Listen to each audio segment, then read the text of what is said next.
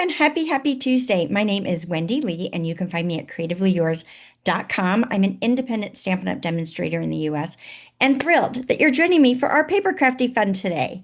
Yay, yay, yay, yay. So if you're watching this video when it premieres, let me double check my date. Today is September 23rd of 2025. Ooh, where has the time gone? I know the holidays are going to be here before you know it. So today's card is going to be a Christmas card. Um, so have you started your Christmas crafting yet? I have discovered a fabulous um, app that helps you plan out the supplies that you need, right? So this app is called Die Cut. I don't earn anything from it, but I will share the link. I don't know if it's available on all devices. I know it is Apple friendly, but I'll put a link in my blog post for today's project so that you guys can check it out. But basically, how it works is that you enter in the dimensions of your layer and it tells you, it gives you four choices of layouts that will tell you the number of pieces you can get out of the layer and the visual of how to cut it. Now, I've created charts in the past, and I know other demonstrators have as well, where you can cross-reference the 8.5 side versus the 11-inch side. I've done something before where you can choose 8.5 by 11 or 12 by 12 and purchase the cardstock that's best fit for that. But I love this app because it's handy dandy and I can edit and change whatever I want and it's fast and easy. I don't have to interpret anything, right? It does it all for me. So then once you know how many pieces you can get out of a sheet, then how many cards are you making? So how many sheets do you need? So it's fantastic. I've had it on my phone for actually a few years now and kind of forgot about it, right?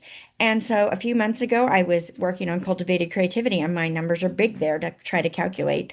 So I broke it out, and I was like, "Why have I not been using this all along?" So it's fantastic. So I'll share that link with you. Okay, so what's going on this month? Well, aside from starting the Christmas cards, right? If you haven't already, you may have already. I know people that start them like the year before, depending on the numbers that you have to make. But we're going to talk about a fast and fabulous one today. So are you loving the new products in the mini catalog and the online exclusives that it released this month? Oh, I know I am. Do you have a long wish list? Might be time to consider joining my Diamonds team. It's a great way to get your products at a discount. If you've got any questions and need help getting started, let me know. I'm happy to chat with you about it. Let's see what else. World Card Making Day. Have you registered for World Card Making Day? It's a free event. It's going to be online. Stampin' Up! Is hosting it. It's on Saturday, October 4th, in the afternoon. I'm going to say the afternoon because I don't remember the exact time. In my mind, it's 4 p.m. Eastern, but don't trust me on that, right? Because I don't have that in front of me. But you want to register because I think Stampin' Up! Has some giveaway potential there, or maybe a prize or something that they're doing. So you definitely want to register for it. That way you're in the know for everything. Um, so yeah. But really, if you want to stay up to date with everything I have going on, the best way to do so is to sign up for my email list. Yep, that's it.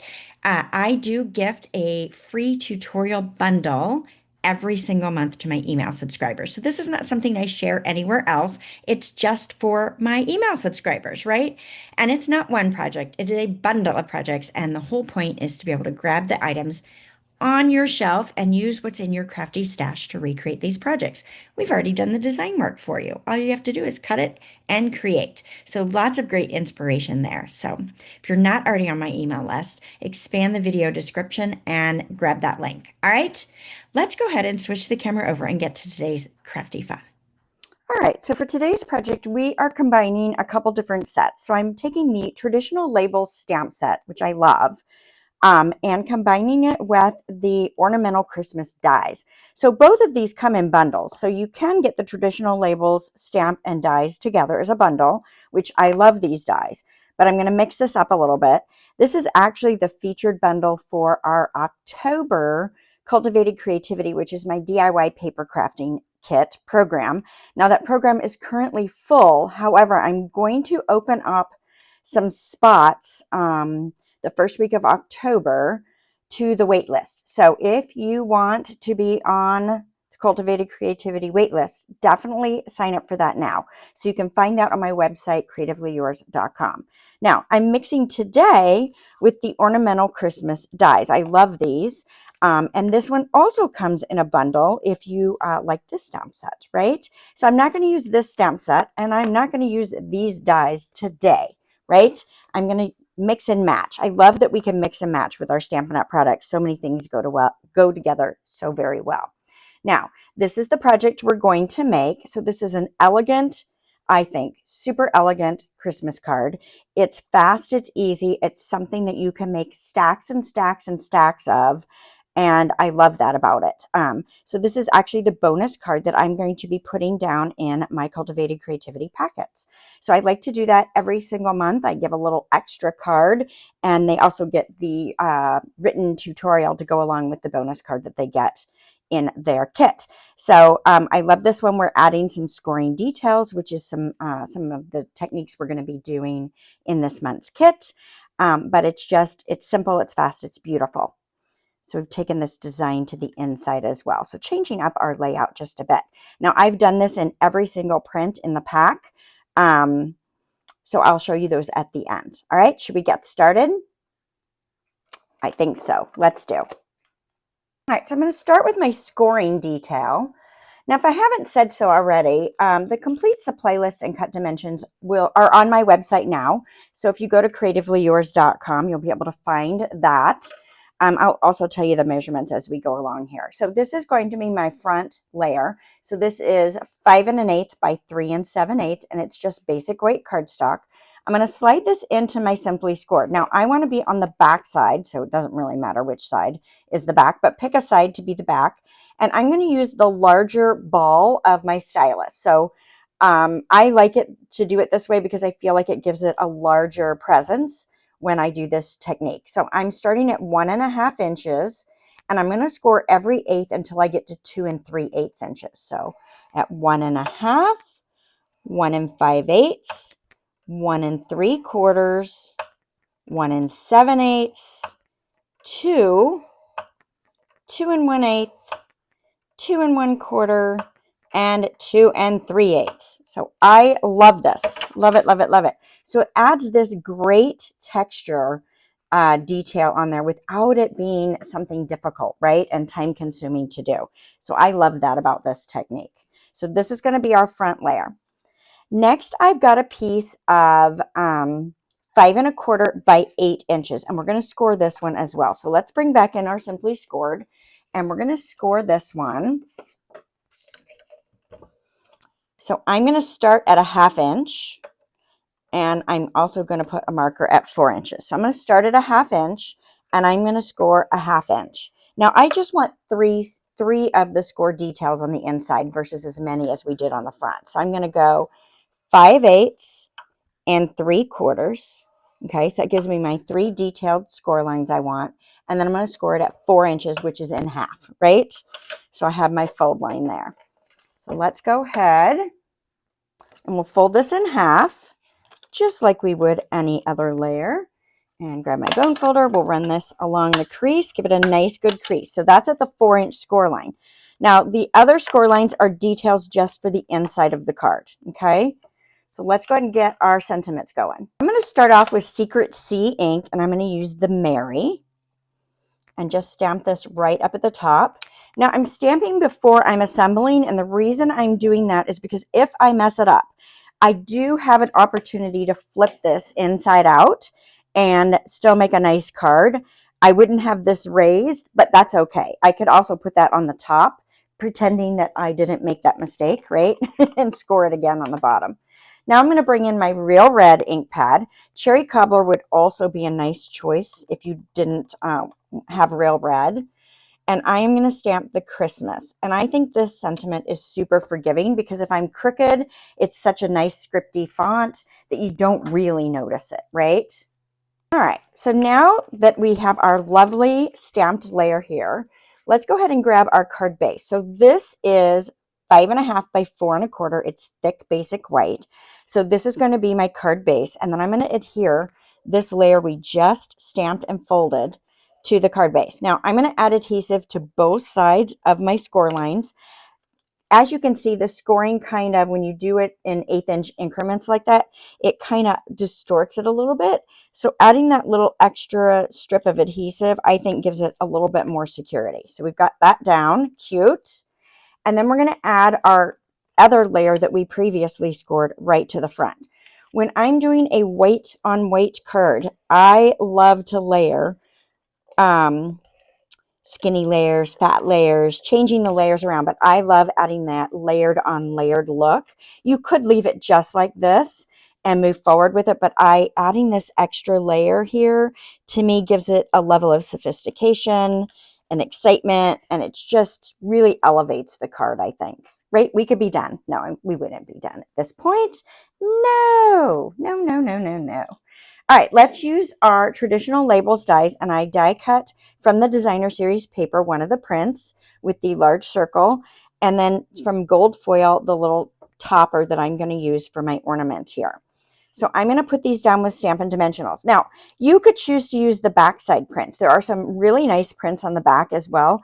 I've chosen on all of the ones that I did to use the specialty side of the paper because it's got a little bit of a gold metallic fleck to it. And I think that elevates it for Christmas as well. So that's what I'm choosing to do. So I'm going to use dimensionals on the back. I'm going to use 4 of them. Okay. Just put that on there. Because this is designer paper, I felt like 4 was the right thing to do here. So we'll get those down. Did I space them great evenly? Not so much, but it's okay.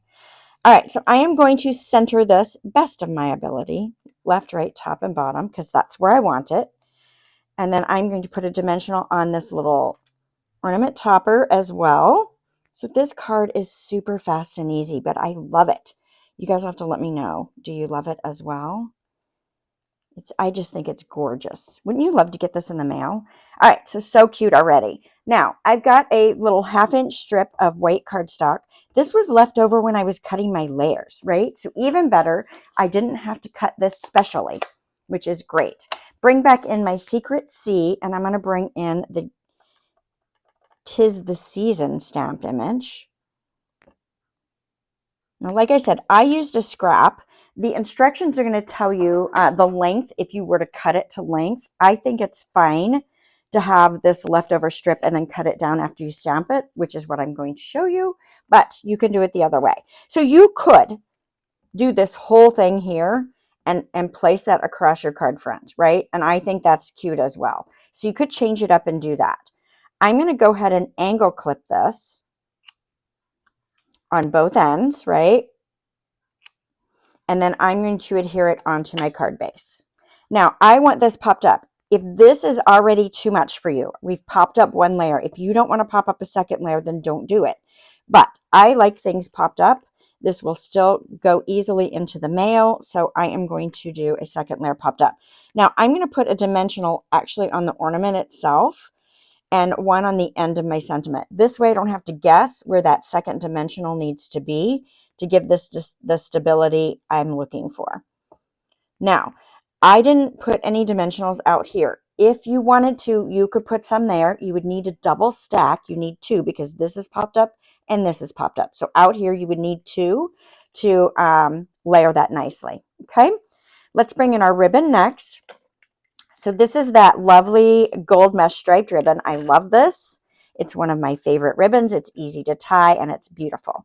So I used about 9 inches for the ribbon, but I like to leave it on the spool. And when I tie it, if I'm doing multiples, I think you save a little ribbon. It's a little easier. Well, to me, you do you, right? Sometimes you need a little bit more to tie a bow, so you can add a little length if you need to for your hands. So I make 2 loops crisscross. One's going to go around and down through the hole and back out the front. Now, I like to hold the knot. I'm not going to pull this tight yet. I'm going to hold that knot and just tighten it a little bit. Hold that knot. Tighten it a little bit more. This ribbon, I just love it. And I don't like to tighten it until I'm almost done because of the mesh part of it. It can kind of fray out a little bit as you pull and loosen that. So, all right, so I'm just going to clip this off And then I am going to adhere this right to my card base. Let's get out some glue dots, or what I like to call boogers. I know that's so gross. So I'll put that on there, grab that little glue dot there, and I'm going to place this right down on my little bauble. Cute. I love it. I love it. I love it. I love it. So we could be done right there. You don't have to put any other embellishments on it if you don't want to, especially if you're mailing it.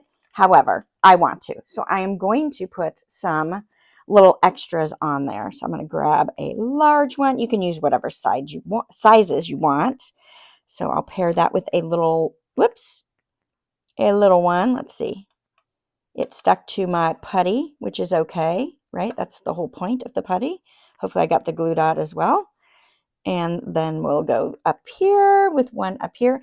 I just thought these holographic resin dots were kind of a fun way. I feel like they look a little glassy, a little bauble-y. And so I thought they were a nice pairing with this particular project. So what do you guys think? Do you love this? You want to see each of the prints? I do. Okay. So there's the one we just made. This was my original. And then here's the other prints. The little red one. And then these little white ones right here. So pretty, so pretty, so pretty. So do you have a favorite? I love it. So you can get about 16 ornaments out of one sheet of designer series paper. 192 out of one pack of designer series paper, which is awesome. Awesome, awesome, awesome. And then if you get a pack of the gold foil, you'll be able to get all your toppers out of that. So fast, easy, you can do stacks of these. Now, if you guys are loving the product or projects that I'm showing you each week, please give me a thumbs up. It helps my channel. And invite your crafty friends to come hang out with us on Tuesdays for a little bit of crafty fun. All right. I hope you give these a try, and I will see you again next Tuesday. Bye for now.